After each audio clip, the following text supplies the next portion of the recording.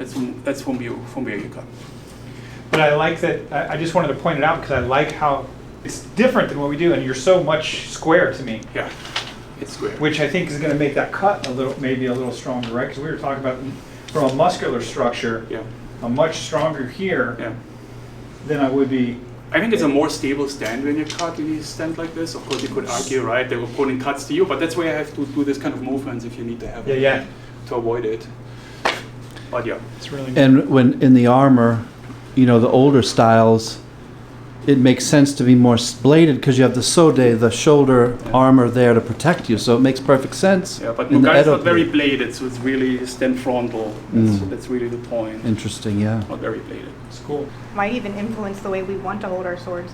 I'm not experienced at all, but I kind of feel like I should be here, but I'm also blading more naturally.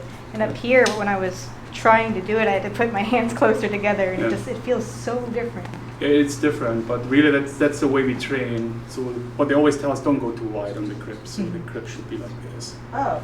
Don't go too close to the tsuba, don't go too close to the end. It's good to have a too wide grip. You know.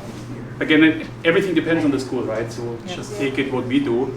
A different school might tell you something a little different. So you're almost perfectly straight. Just slightly forward. Knees a little bit bent, slightly forward. That's how we cut. Again, always check you're about a fist width away from your belly. That's always a good check to see where they come back in the right position at the end of the cut. It should be ideally that distance away.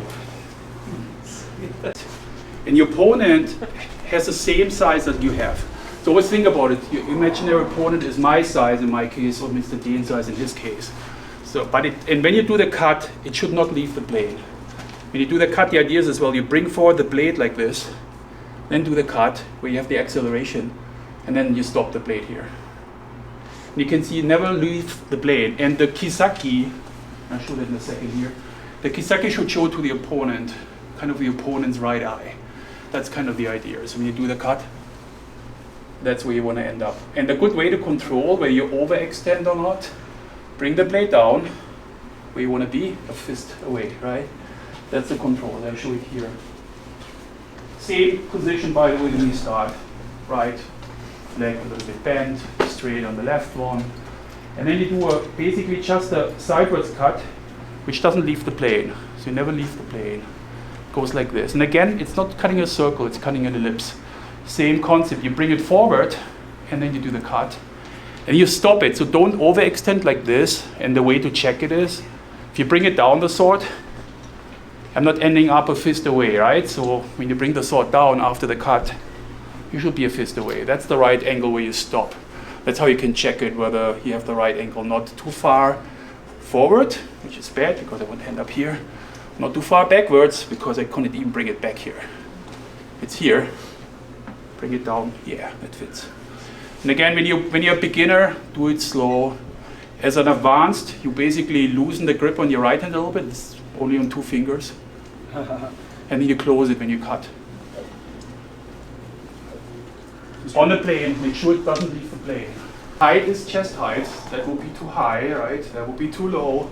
The cut is a chest height cut, so it should be somewhere in that height for the chest. You bring it back, the fist should fit. Think about if it's too far in the backside, I cannot bring the sword back, it hits my body. If it's too far in front, I bring it back, I'm too far away. So that's the way how you can control whether when you make the cut, the movement, you stop it in the right position. I use a lot of my wrist when I move. You overextend it, that's not good. So never change the position, whether it's a two-handed or just a one-handed cut. The position of the wrist never changes. Don't overextend like this. It stays like this. That's the point. Do a few more, get the feeling for it. I said important is you start height of the chest, one-handed. You throw the sword basically ideally forward, right? Before you do the cut. And then keep the wrist, not this. Overextending, you end up in a really weird position. The position stays on the hand, it doesn't change. See? It doesn't change. Whether it's a makogiri or a sideways cut, wrist stays. That's one of the biggest mistakes people do where you get the cut completely off. Because people move the wrist. If you overextend some other weird things, it will come off. You look at the kisaki, does it look to the opponent's right eye?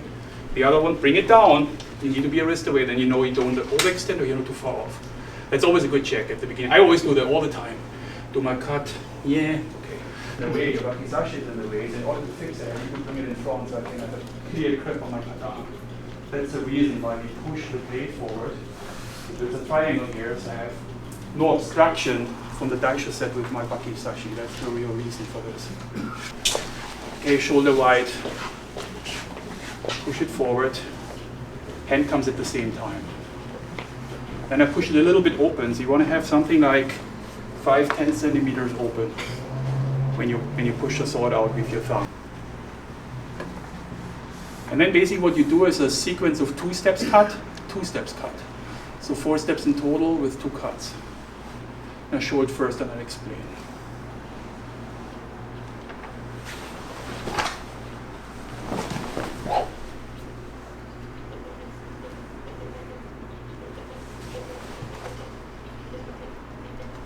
Chibori. Noto.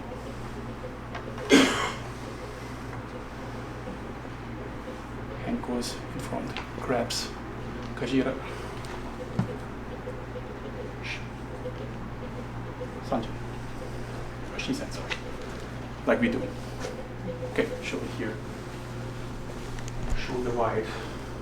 Sword goes forward at the same time. I open it slightly. While I'm going forward, because it's a sideways cut, for the beginner, you turn the blade or the saya by 90 degrees to make it easy to cut. This is for beginners. Later on, when you're more advanced, you don't turn it by 90 degrees. You turn it maybe by 30 or 45 degrees, which gives you a quicker cut. But it's at the beginning easier. You turn the blade by 90 degrees, so you get that out for the sideways cut. That's what I'm doing.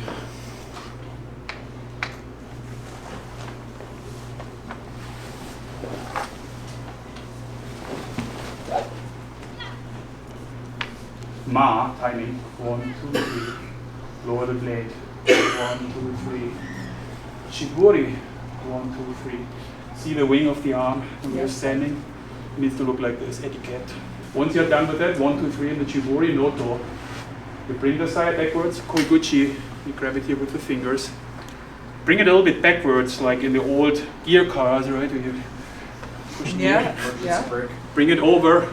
And then basically once you have the kisaki and the saya, you bring it down and then you push it forward. At the beginning you can push it forward fast, like 1/3 or half of it. The rest is slow. Again, it's etiquette, slow. And you push the whole thing backwards. Hand goes in front, grabs it here. I'm standing here, right? I have the right foot forward, have the chibori, and then basically here I'm stepping forward with my right foot. And then she said, such that when you go with both arms releasing the sword, they end up at the same position at the same time. So go first here, then this, so ending up in parallel in the shizen.